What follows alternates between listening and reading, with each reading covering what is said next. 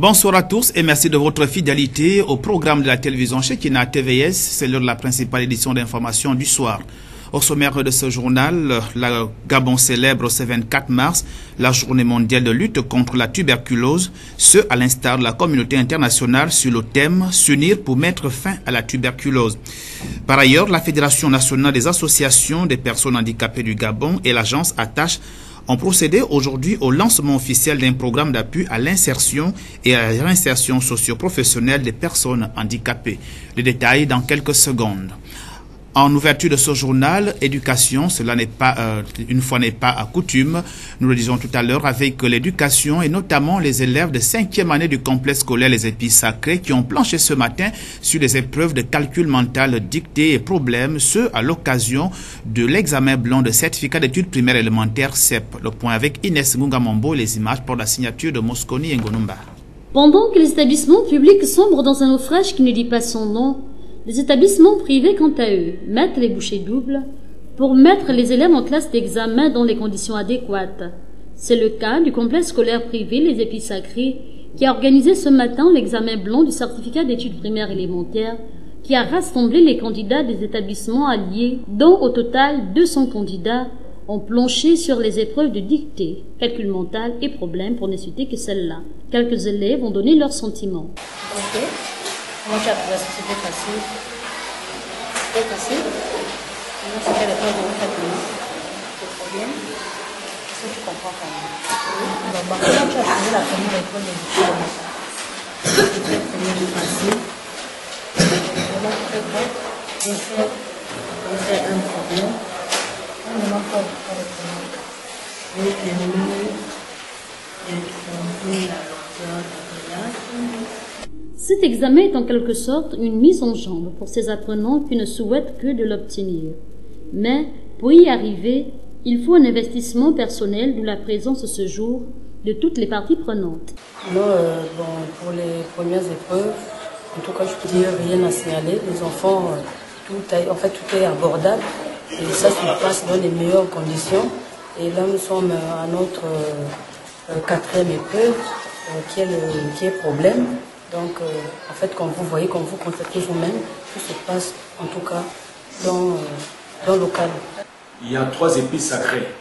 Il y a nous ici, il y a encore à Ovendo, il y a plein ciel. À part les 3 épices sacrées, il y a encore 4 écoles.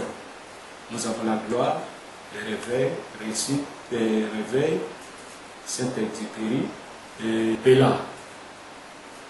Chacune des écoles est venue avec ses élèves.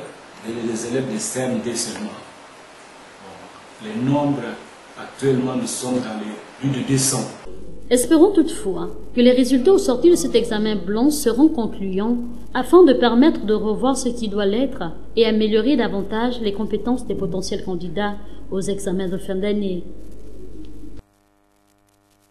Nous restons toujours en éducation, cette fois-ci au supérieur, avec la suppression des bourses et autres frais d'inscription au sein des grandes écoles gabonaises. L'État ne respecterait plus ses engagements, une situation qui a mis les étudiants d'ITEA dans la rue ce matin. Ephraim Biogedzo, Yvan Bertrand, Koumile Kandoumba. Des étudiants inscrits en master au sein de l'Institut des technologies avancées ont envahi la devanture de l'Agence nationale des bourses du Gabon.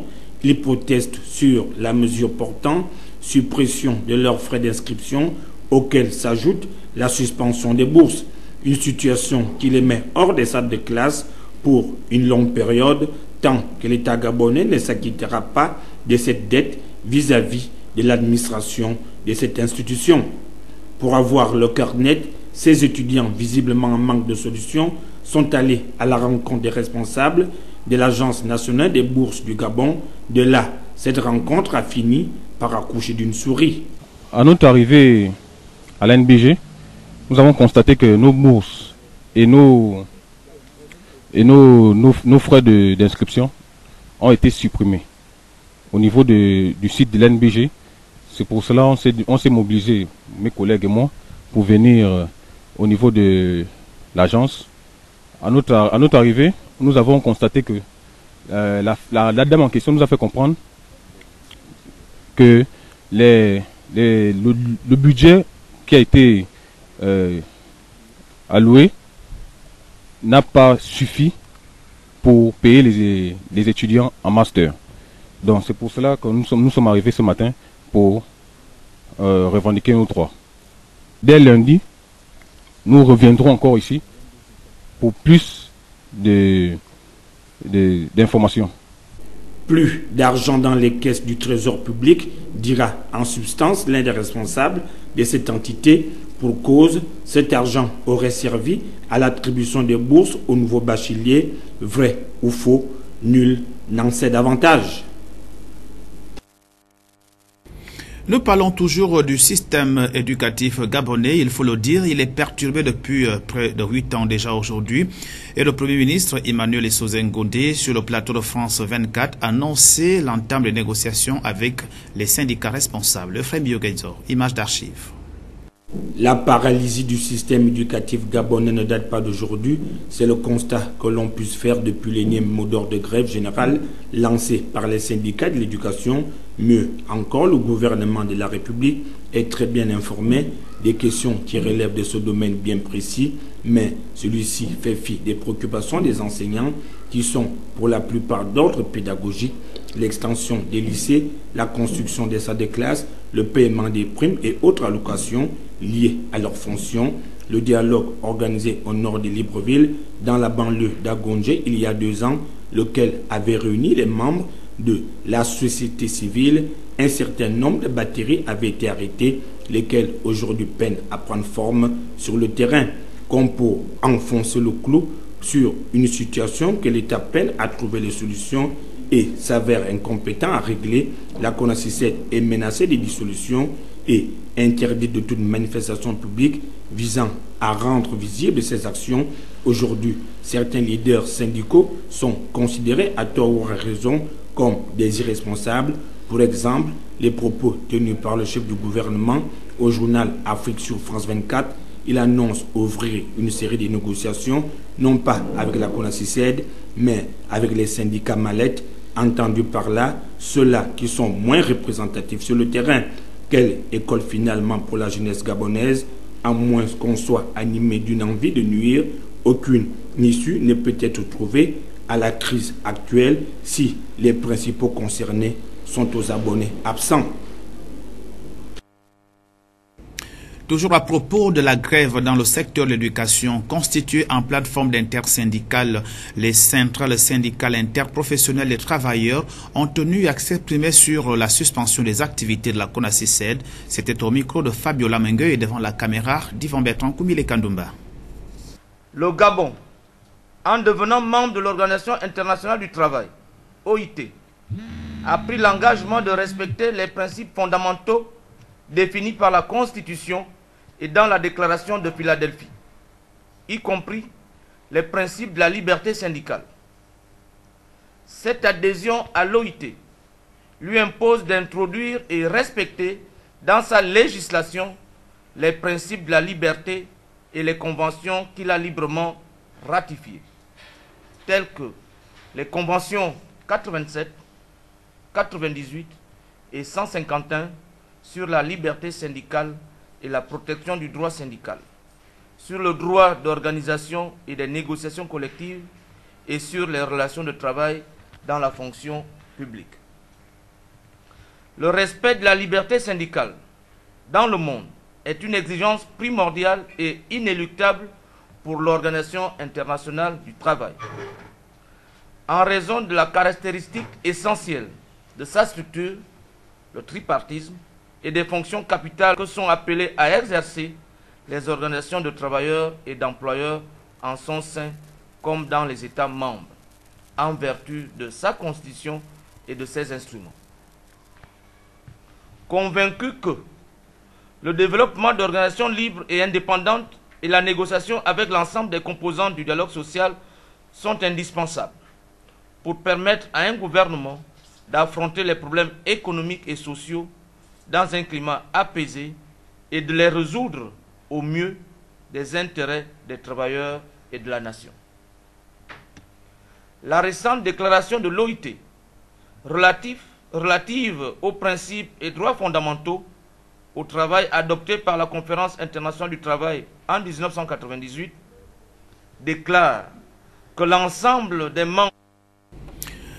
Toujours à propos de cette grève qui paralyse le secteur de l'éducation, le Sénat, le syndicat de l'éducation nationale, lance un appel aux parents d'élèves pour soutenir les enseignants, précisant que ce sont les premiers concernés dans cette crise. Fridolin Vemessa, président de ce syndicat, est au micro de Fabiola Mengue et devant la caméra d'Yvan Bertrand Koumile Kandoumba. Le président du Sénat, M. Fridolin Vemessa, ayant observé la difficulté dans laquelle le gouvernement s'attelle à ne pas vouloir résoudre les différents maux qui minent l'éducation nationale, lance un vibrant appel aux parents d'élèves et aux APE. C'est normal. Lorsque mon enfant ne va pas à l'école, je dois, en tant que parent d'élève, je dois être le premier, être préoccupé par cette situation-là. Aller vers l'enseignant, aller vers l'institution, c'est-à-dire l'école, aller savoir pourquoi mon enfant ne va pas à l'école. Et le directeur d'école ou le proviseur lui dira que les enseignants sont en grève. Et les parents d'élèves qui sont regroupés dans l'association des parents d'élèves doivent se rapprocher de la tutelle du ministère de l'Éducation pour en savoir un peu plus. Pourquoi indéfiniment les enseignants sont toujours en grève? Pourquoi les grèves ne s'arrêtent pas dans le secteur de l'éducation? Quel est le problème et comment le résoudre?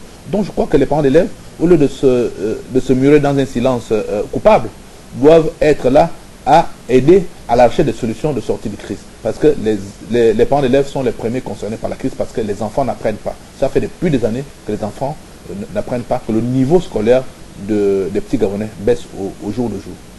Le président de ce syndicat rappelle aux parents d'élèves que sans leur soutien, ils ne peuvent pas affronter le gouvernement.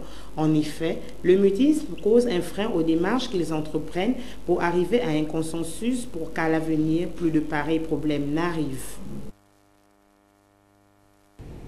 À l'intérieur du pays et précisément à Port-Gentil, la capitale économique, avec les employeurs de Waterhoff Gabon qui réclament à leurs employeurs des meilleures conditions de vie et de travail, notamment le paiement des heures supplémentaires. Axel Edwin Tegui, Média Plus Port-Gentil. Au terme de multiples démarches entreprises auprès de certaines institutions qui n'ont pas abouti, les ex-employés de l'entité Wisoford basée dans la zone industrielle du nouveau port de la capitale économique réclament toujours le paiement de leurs heures supplémentaires. Là, nous sortons de l'inspection du travail. Mais notre dossier, il est déjà au niveau du tribunal de Port-Gentil. Voilà, parce que vous vous souvenez que lors des dernières manifestations que nous avons eu à faire au sein de l'entreprise, dans la base Wisoford, le procureur avait intervenu et nous avait demandé de le saisir directement de façon à ce qu'il tente une conciliation avec l'entreprise pour faire cesser le trouble. Voilà, donc il s'agit effectivement du dossier des heures supplémentaires impayées des ex-employés de l'entreprise Wisoford. Malheureusement pour nous, le procureur a usé de tous les moyens possibles pour tenter d'amener l'entreprise à nous reverser nos droits. Malheureusement, ça a été un échec une fois de plus. L'employeur a refusé catégoriquement de tenter une conciliation. Il exige jusqu'aujourd'hui un jugement du tribunal. Une situation qui ne nous conforte pas effectivement dans la mesure où ce dossier ne nécessitait même pas, après l'arbitrage du ministre du Travail, d'aller jusque-là. Une période très difficile vécue par ces derniers au niveau de leurs différentes familles.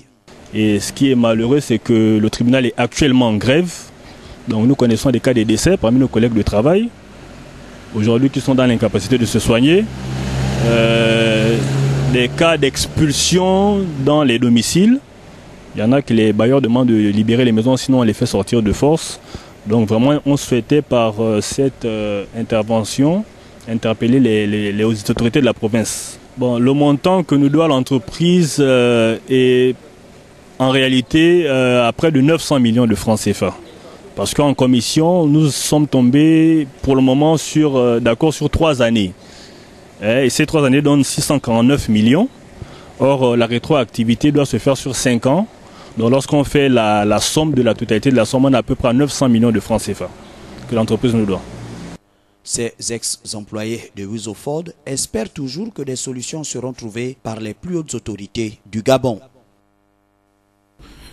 Comment lutter efficacement contre le cancer du col de l'utérus? Dr Nathalie Dupagne, gynécologue au centre hospitalier de Port-Gentil, nous donne plus de précisions dans ce reportage de Raïssa Kerianondo. Frottis cervico-vaginal, c'est la manière de pratiquer le dépistage du cancer du col de l'utérus. C'est accessible, il n'y a pas besoin d'intervention. On peut, en mettant un petit appareil pour voir le col, on appelle ça un spéculum, aller avec un petit coton-tige et une petite brosse, frotter et ramasser des cellules qu'on va mettre sur une lame ou dans un flacon et envoyer analyser dans un laboratoire qui va permettre d'analyser au microscope les cellules de ce col et de dire est-ce qu'elles sont normales, est-ce qu'elles sont infectées ou est-ce qu'elles sont comme abîmées et donc précancéreuses. Et c'est très intéressant de faire ce frottis parce que ça permet de dépister des lésions précancéreuses, donc avant que le cancer ne s'installe. Il faut savoir que les lésions précancéreuses peuvent se voir chez des femmes jeunes. À partir de 25 ans, on conseille le frottis parce qu'on peut voir des lésions précancéreuses à 28 ans, 30 ans. C'est un peu en rapport avec l'activité sexuelle. S'il y a des lésions précancéreuses à 28 ans, le cancer, il arrivera peut-être à 40 ans. Et donc, on peut traiter avant que le cancer n'arrive. On traite les lésions précancéreuses. Donc c'est vraiment très très important de se faire dépister puisque ça permet d'arriver avant qu'il y ait un cancer qui soit déjà très invasif, qui ait déjà envahi l'utérus complètement, et même la vessie ou bien les intestins. Et donc quand c'est à ce stade-là, c'est vraiment très grave et on doit vraiment opérer, enlever beaucoup de parties et la vie de la femme est vraiment très invalidée. Quand le gynécologue ou la sage-femme vous dit « Ah, il y a un petit quelque chose qui ne va pas », sachez que c'est une chance qu'on l'ait trouvé. Il ne faut pas être angoissé. Il faut se dire « Dieu merci que je suis venu et qu'on a pu voir quelque chose avant qu'il y ait le cancer ». Donc ne soyez pas inquiets, traumatisés parce qu'on a vu quelque chose. Peut-être qu'il n'y a rien derrière, mais on va dire « Tiens, on a vu quelque chose, ce n'est pas tout à fait normal. Ok, on va faire des examens supplémentaires. » Et les examens supplémentaires permettront de dire « c'est bon ou c'est pas bon ». Donc c'est toujours une chance qu'on trouve quelque chose avant que ça ne devienne un cancer. Donc je dirais aussi d'une autre manière, nous les femmes, et j'en fais partie, tant que nous avons un col de l'utérus, nous sommes condamnés à le faire surveiller. Nos mamans, nos grands-mères n'avaient pas cette information et quand j'exerçais encore la gynécologie, je voyais arriver parfois une maman qui venait du village accompagnée en disant « Ah, elle a 60 ans, normalement à 60 ans on est ménopausée donc on ne voit plus de règles » et la maman était amenée en ville, enfin à Port-Gentil, pour consulter un gynécologue parce qu'elle avait des pertes de sang. Et ça c'est un des premiers symptômes d'un cancer du col invasif, donc déjà à un stade avancé, c'est des pertes de sang en dehors des règles ou lors des rapports ou des pertes nauséabondes, alors qu'une femme qui est ménopausée, bon, a priori n'a plus de saignement et donc c'est bien dommage. L'information joue pour beaucoup et je pense que plus on va informer et plus les jeunes femmes sauront qu'il y a un dépistage qui existe et qu'elles peuvent le faire à partir de 25 ans et puis tous les 3 ans jusqu'à 65 ans. C'est les recommandations internationales. Merci Dr Nathalie Dupagne pour toutes ces informations à cette gente féminine qui souffre certainement de cette maladie. Nous poursuivons ce journal et nous le disons au sommaire de ce journal. La fédération, ou du moins l'association des personnes handicapées du Gabon et l'agence ATAS ont procédé aujourd'hui à la présentation du projet sur l'agence sur Attache Handi, un programme d'appui à l'insertion et à la réinsertion socio-professionnelle des personnes handicapées. Le compte rendu est de Pierre Parfait Mbadikumba. La Fédération nationale des associations des et pour personnes handicapées du Gabon et l'agence ATAS se tiennent main dans la main pour apporter un début de solution à la problématique du chômage chez les personnes handicapées à travers ATAS Handi, un programme d'appui à l'insertion et à la réinsertion socio-professionnelle des personnes handicapées. ATAS Handi s'emploie à s'attaquer de front au difficile accès au marché du travail auquel est durement confrontée les personnes handicapées. Pour apporter sa pierre à cette œuvre de lutte contre la précarité.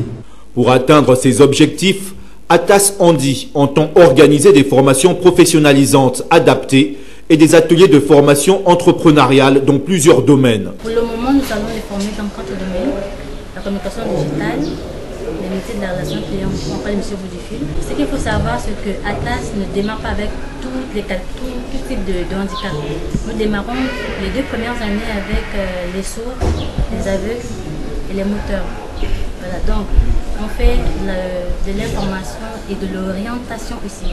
C'est pas qui veut être formé qui vient. Il y a quand même une étude qui est faite pour savoir si la personne est capable de suivre.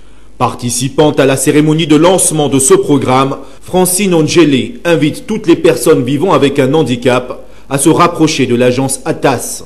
J'invite des personnes handicapées qui sont dans leur maison de se rapprocher de l'agence Atas, on dit, et de pouvoir s'exprimer, montrer de quoi ils sont capables, montrer que nous aussi, en tant qu'handicapés, nous pouvons porter aussi la pierre à l'édifice, parce que c'est vrai que nous sommes handicapés, mais nous pouvons faire beaucoup de choses. Pour des résultats efficients, Atas Handi a besoin de partenaires résolument engagés à soutenir et à favoriser l'insertion sociale des personnes vivant avec un handicap. Politique à présent, mettre en place des mécanismes de lutte contre l'insalubrité en zone urbaine au Gabon et notamment dans la capitale gabonaise. Tel est l'objectif de la caravane initiée par le maire de Libreville en collaboration avec les auxiliaires de commandement. Le tour est revenu aujourd'hui à la mairie, aux mairies du 1er et 2e arrondissement de la commune de Libreville de recevoir cette caravane sous la supervision de nos reporters Euphrem Yoguedjo et Floria Seondo. Voir comment éradiquer certains problèmes dont sont confrontées les populations librevilloises rentre dans la droite ligne des rencontres initiées par l'autorité municipale avec les maires et auxiliaires de commandement des 6 arrondissements. Libreville, à l'heure actuelle, compte 151 quartiers. Tous connaissent d'énormes difficultés d'ordre infrastructurel. La question qui a notamment attiré l'attention de la présidente du conseil municipal demeure le phénomène de l'insalubrité qui a été longuement débattu avec les maires du 1er et 2e arrondissement lors des toutes premières étapes de ces rencontres qui doivent durer 2 jours. Depuis juin 2016, le bureau du conseil municipal et les maires d'arrondissement descendent sur le terrain sur des sites choisis par eux, c'est-à-dire par les chefs de quartier, par les maires d'arrondissement, au fin de pouvoir rendre cet espace choisi un peu plus propre. Vous saviez, mesdames et messieurs les chefs de quartier, que la mairie de Libreville a contracté avec des opérateurs économiques, on ne peut pas dire des petites et moyennes entreprises, qui font dans le désherbage, le balayage, et l'État a signé un contrat avec Averda qui fait dans la collecte des ordures. C'est un concret travail global qui est fait, mais comme vous le saviez, chaque citoyen a le devoir de garder son environnement immédiat propre. La mairie, depuis juin 2017, alloue un budget chaque premier samedi du mois dans la sensibilisation au niveau des médias, en langue vernaculaire, par des spots, dans des flyers, des petits documents qu'on distribue à travers la ville, parce que je crois qu'on en a pris près de 10 000. Des sanctions seront prises à l'encontre des contrevenants qui ne voudrions pas se conformer à la réglementation en vigueur sur comment assainir notre environnement par des comportements sains. Dès lundi prochain, le tour reviendra au 3e, 4e, 5e et 6e arrondissement de recevoir cette caravane. Le respect de la dignité humaine, ce qui passe par une démocratie transparente, voilà des valeurs qu'entendent défendre le Front démocratique et culturel lors du dialogue politique et social convoqué par le chef de l'État Ali Bongo Ondimba. Cette annonce a été faite au cours d'une conférence de presse à laquelle prenaient part nos reporters Euphrem Yoguedjo et Floria Seondo. Face à la presse, le président du Front démocratique culturel a réaffirmé sa participation et celle de sa formation politique au dialogue politique convoqué par le président de la République au regard de la crise post-électorale dont notre pays a connu au lendemain de la proclamation de l'élection présidentielle d'août 2016. Pour lui, il est plus que nécessaire que les fils de ce pays se parlent entre eux. Le FDC convie ses militants et sympathisants à soutenir le dialogue politique voulu par le président Ali Bongo Odile. Le Front démocratique et culturel ira notamment défendre certaines valeurs qui sont en voie de disparition et exigera la création des entités qui auront pour mission de défendre toute action culturelle. Le FDC y est engagé pour, notamment, la redéfinition des camps ou blocs politiques selon les idéologies de droite, gauche et centre.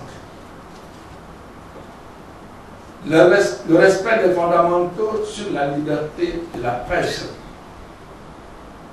la création des chefs-lieux de canton et l'organisation de groupements de villages en communes rurales. La construction d'un musée national digne de ce nom. La construction des maisons de la culture dans chaque chef-lieu de province. La construction d'une bibliothèque nationale. L'élection du Conseil national des affaires culturelles en organe consultatif permanent. Le respect de la dignité humaine qui passe par une démocratie participative et transparente sont là autant de vœux que soumettra le FDC lors de ce conclave qui doit débuter dans les tout prochains jours. Le rassemblement Héritage et modernité devant la presse nationale et internationale ce matin à l'occasion d'une conférence de presse, une sortie axée sur la crise sociale actuelle, notamment dans le secteur de l'éducation, une crise que l'organe politique qualifie de calamiteuse, une calamiteuse autant pour moi en raison des décisions du gouvernement qui tardent à venir. Un extrait de cette communication. La situation la plus emblématique reste la crise dans le secteur éducation où les bonnes décisions tardent à être prises. Le spectacle actuel est ahurissant et étonne plus d'un Gabonais au regard de la dégradation du système éducatif. Jamais, dans l'histoire de notre beau pays, les Gabonais n'avaient observé un tel niveau de précarité dans le monde de l'éducation. Au point où vont les choses, le spectre d'une année blanche plane sur l'école gabonaise. Le déni des missions régaliennes en faveur de l'éducation demeure un cas d'inconscience devant la gravité d'une situation qui hypothèque l'avenir de nos jeunes enfants. Mais il est particulièrement intéressant de nous rappeler les objectifs annoncés il y a 7 ans que les émergents se fixaient dans le cadre du plan stratégique Gabon émergent. À coup de fortes campagnes médiatiques, les espoirs étaient permis et auguraient d'une redynamisation du système éducatif gabonais. L'éducation, clamait-on, était la clé pour atteindre l'émergence d'ici 2025. C'est dans cette optique que le gouvernement avait passé commande de l'Organisation des États généraux de l'éducation en mai 2010, un forum dont la vocation consistait à faire l'autopsie du système éducatif afin de dégager des solutions propres à garantir une mise à flot de celui-ci. Une gestion somme toute calamiteuse dans le secteur de l'éducation selon le rassemblement Héritage et modernité.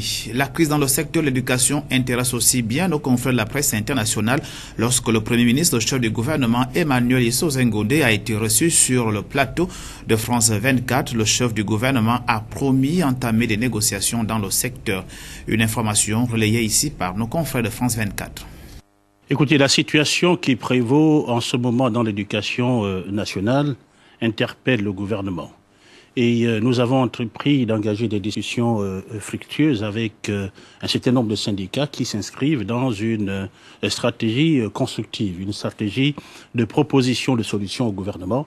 Et parallèlement à ces syndicats, il y a d'autres qui se radicalisent et qui s'inscrivent plutôt dans une stratégie de déconstruction. Ces derniers sont passibles d'être sanctionnés au regard de la loi.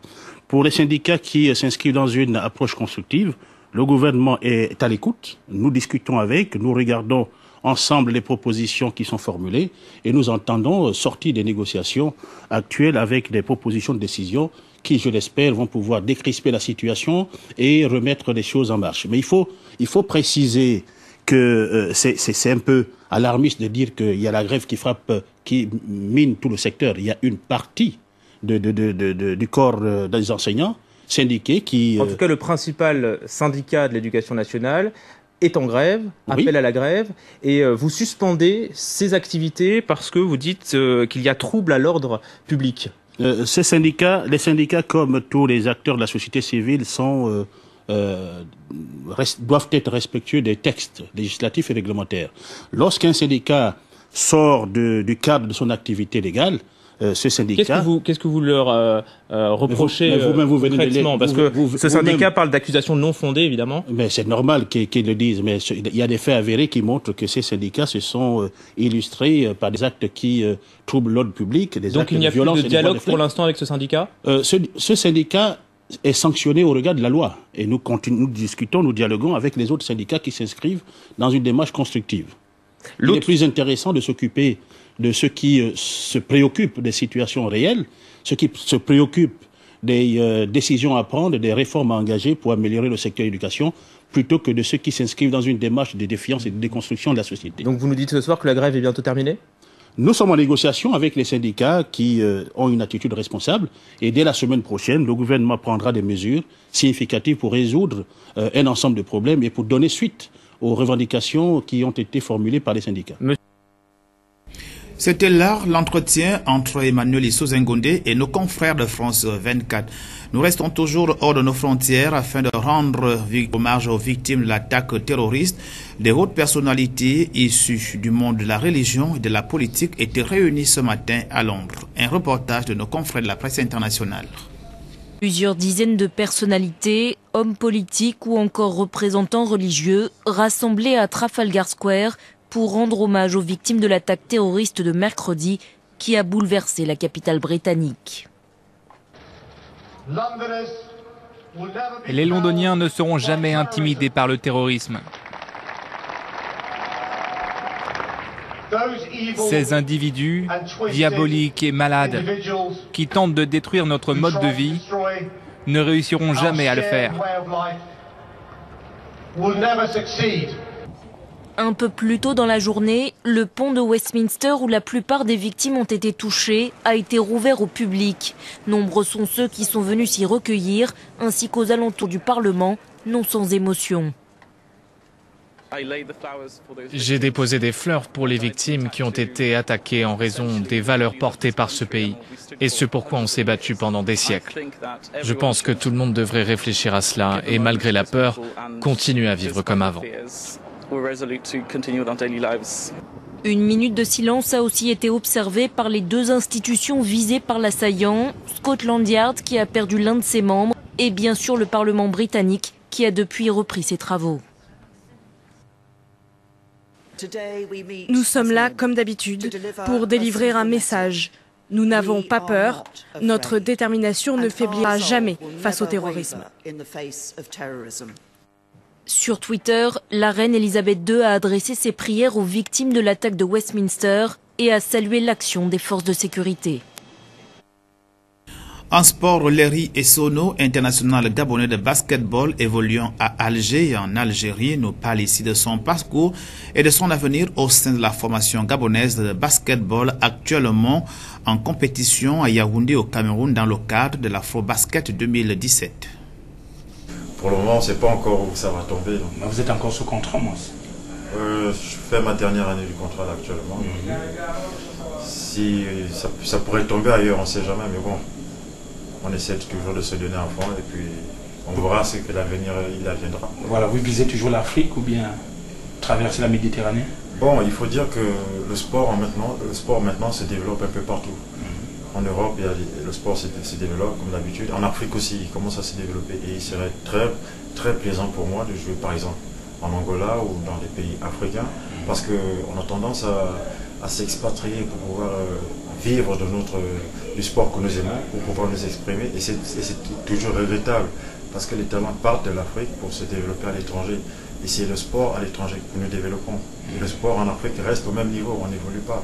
Pourtant, il y a des talents. Si on essaie de ramener ces talents en Afrique, le sport en Afrique va se développer. Mais le problème, c'est, comme d'habitude, la direction, les dirigeants du sport africain. On espère, pourquoi pas, par ma venue ici, par exemple, pour pouvoir me battre pour mon maillot, faire comprendre aux dirigeants africains qu'on peut développer le sport sur notre continent et en faire, pourquoi pas, des métiers comme en Europe, comme en Occident en général. Pour terminer. À manifestation exceptionnelle, question exceptionnelle, nous sommes là dans la rubrique Expression libre. Vous le savez tous, la communauté internationale a célébré aujourd'hui la journée mondiale de lutte contre la tuberculose. Et la question de l'expression libre est de savoir quel est l'agent pathogène responsable de la tuberculose. Aujourd'hui, c'est la célébration de la journée mondiale de la tuberculose. Vous avez déjà entendu parler de cette maladie? Oui, oui. Elle rentre bien dans le cadre de la 3e, sauf si je me trompe. Je suis dépassé, hein. Est-ce que vous connaissez l'agent pathogène ou le vecteur de cette maladie? Bon, pour moi, je dirais non, parce que je n'ai jamais vu ça, en fait. Je ne suis jamais tombé malade à propos, donc aucune idée. Mais en passant la classe de 3e, vous n'avez jamais entendu parler de cette maladie? Si. Et vous avez oublié l'agent pathogène? Bon, oui, je peux dire, j'ai oublié, parce que ça fait longtemps que je fais la 3e, donc c'est parti. Voilà, ok. Aujourd'hui, c'est la célébration de la journée mondiale de la tuberculose. La tuberculose, vous avez déjà entendu parler? Oui. Et vous connaissez l'agent pathogène de cette maladie? Non, je ne connais pas ça. C'est un programme de la 3e? Oui, mais en avançant, il y a certaines notions qu'on laisse en arrière, parfois sans le vouloir. C'est une petite question. Ça concerne bien sûr l'école. Aujourd'hui, c'est la journée mondiale de la tuberculose. Vous le savez, non? Alors, la tuberculose, vous avez déjà entendu parler? Oui. Et en quelle classe? 3e. Alors, est-ce que vous connaissez l'agent pathogène ou le virus qui est à l'origine de cette maladie?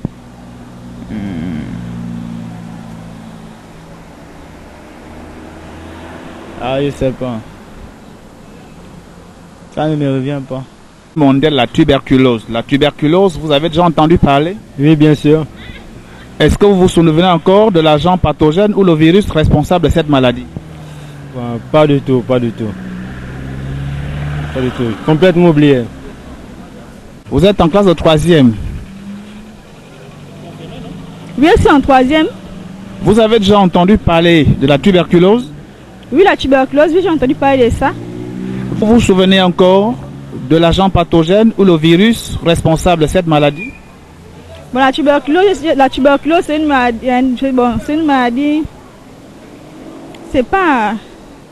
Bon, la tuberculose, c'est quand tu craches le sang. Là, vous donnez les manifestations, mais moi, je veux savoir quel est l'agent pathogène ou le virus responsable ou qui cause cette maladie. Bon, le virus, ça, je ne sais pas. Parfois, c'est quand les gens boivent trop le vin aussi. Le vin, ça cause aussi la tuberculose. Non, je suis en classe de terminale. Alors, vous êtes en classe de terminale. Aujourd'hui, c'est la journée mondiale de la tuberculose. Vous étiez au courant? Non, je n'étais pas au courant. Alors, est-ce que vous vous souvenez encore de l'agent pathogène ou le virus responsable de cette maladie? Agent pathogène, non, je ne pense pas. En fait, vu que mes idées ne sont pas sur place, donc je n'ai pas l'idée, quoi. Tuberculose, nous sommes au lycée Jean-Hilaire Obam. Question d'actualité, c'est la journée mondiale de la tuberculose aujourd'hui et on veut savoir si les élèves se souviennent encore de l'agent pathogène de cette maladie. Honnêtement, j'en ai aucune idée. Je ne m'en souviens plus. Question posée aux élèves de la capitale gabonaise. L'agent pathogène responsable de la tuberculose, c'est le bacille de Koch. C'est la fin de ce journal. Merci de l'avoir regardé.